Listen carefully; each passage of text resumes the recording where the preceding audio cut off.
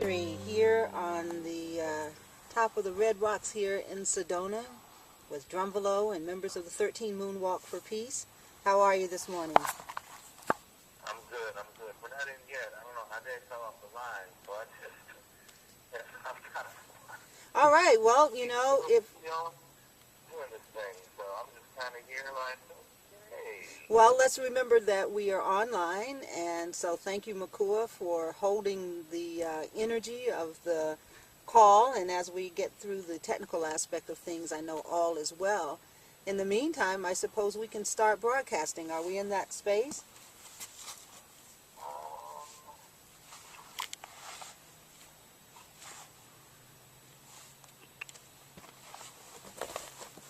Yeah, actually, right now we're not on live. I have you on screen.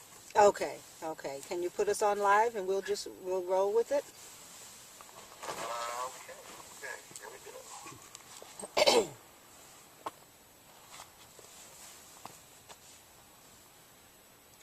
Good afternoon and welcome to Peace Talks on Life Conversations Radio.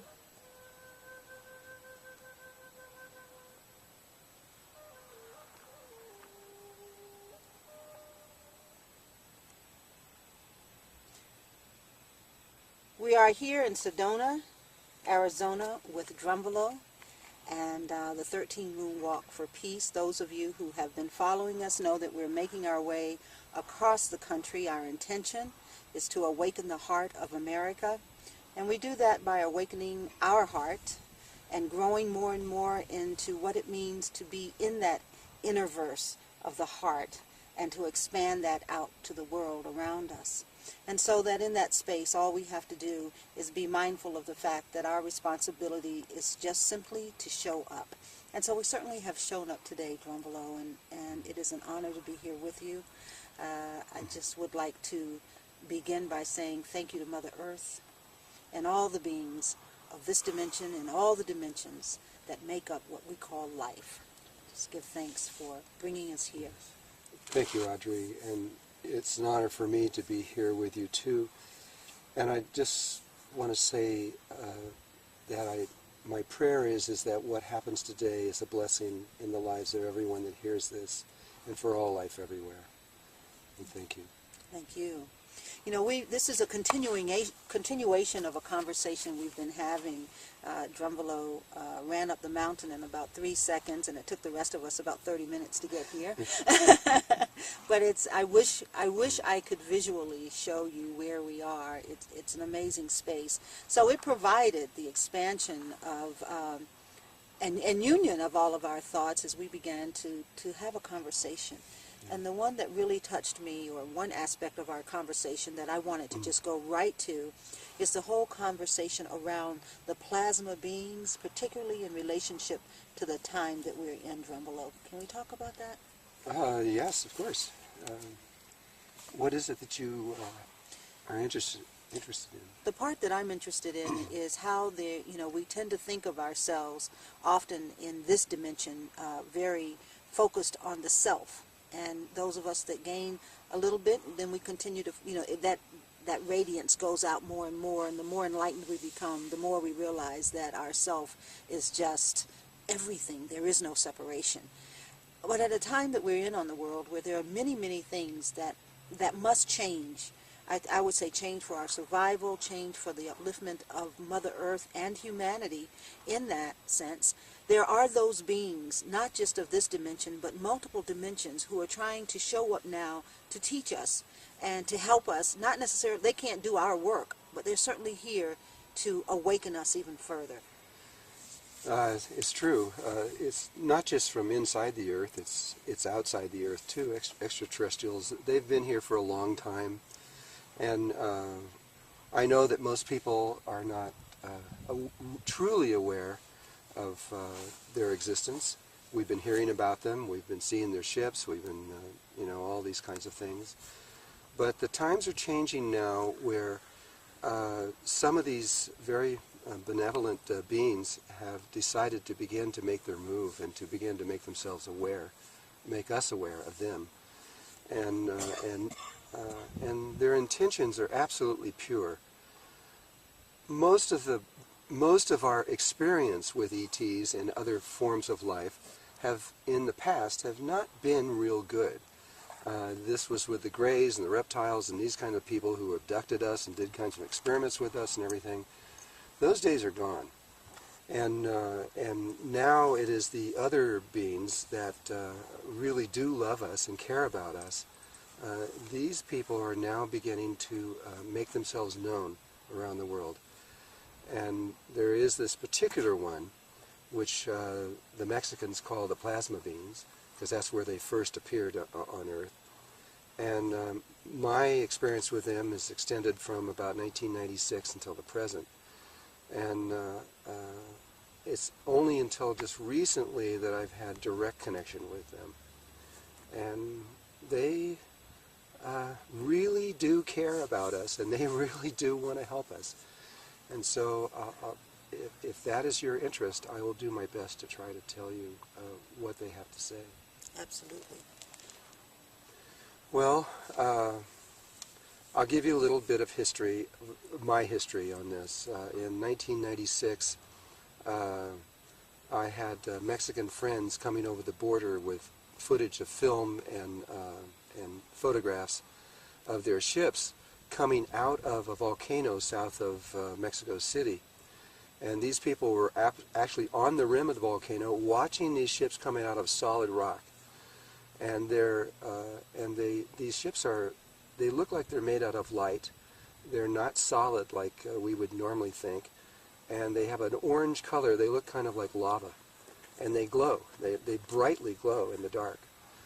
And so I had 6 different people showing me these photographs and pictures, and they were people I trusted, and they said, you know, what is going on?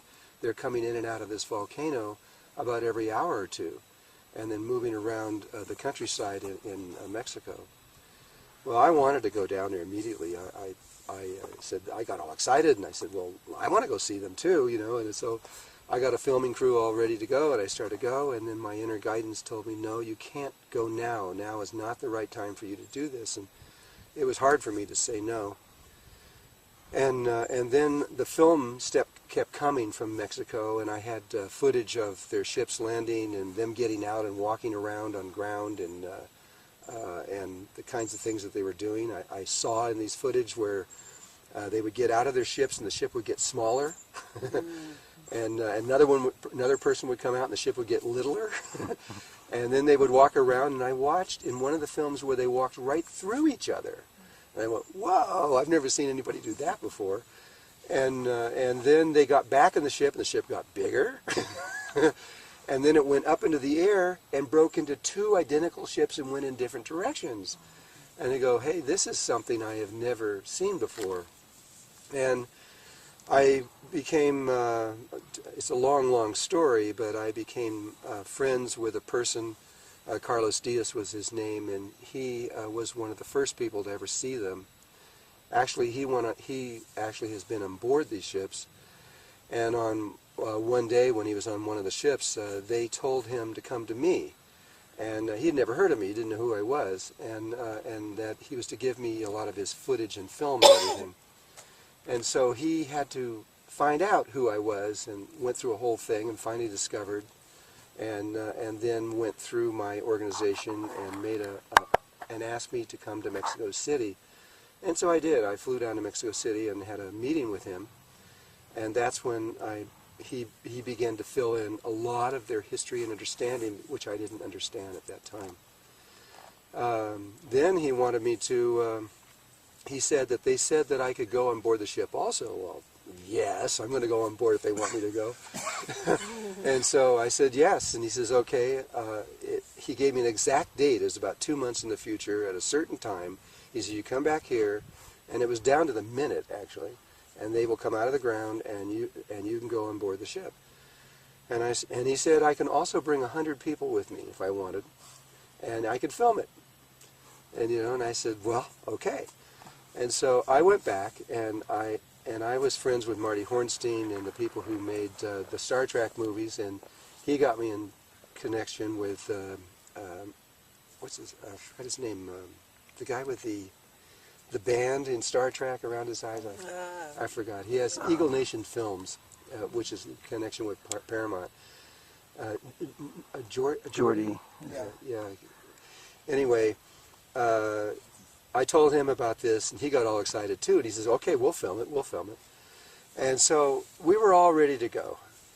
And then the Pope John Paul, invited Carlos Diaz to come to the Vatican because he wanted to talk to him about the plasma beams.